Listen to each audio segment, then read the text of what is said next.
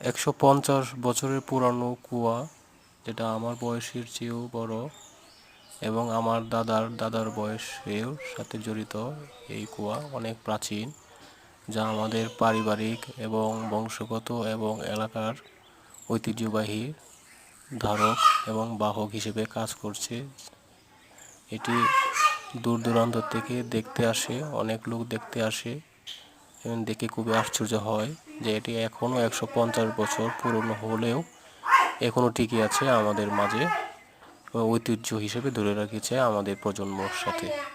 অসংখ্য ধন্যবাদ দেখার জন্য।